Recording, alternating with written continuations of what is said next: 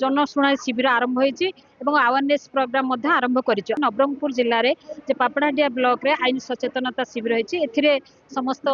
ग्रामांचल SHG group माँ माने अंगनवाड़ी दीदी आशा कर्मी एवं प्रत्येक छात्र छात्री प्रत्येक महाविद्यालय आसचंती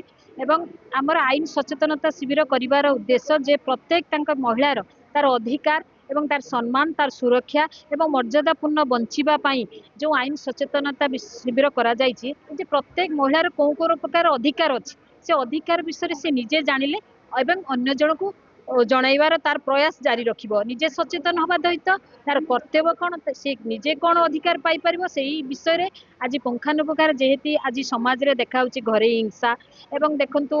परित्यक्ता महिला एवं वैवाहिक विच्छेद तार सहित आपणकर साइबर क्राइम नाबालक चालान एवं कार्यरत महिला माने केमती असादाचरण व्यवहार करा जाउची से जो जिनस गुड़ा से पाखे आईन सचेतन शिविर माध्यम कले एवं बाल्य विवाह आज जो कथा कहुई बाल्य विवाह कले कौ प्रकार दंडनीय कथा जानिले आज जो भ्रूण हत्या समाज रे जे कि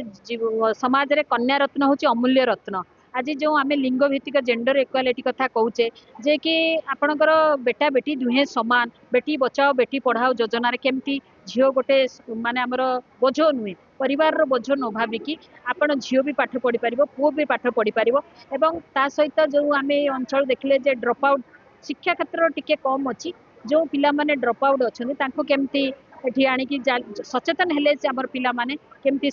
जो देश रे शिक्षार अग्रगति अच्छी से देश मत अर्थनीति अग्रगति हम झील जीव पाठे देश जीव आगे।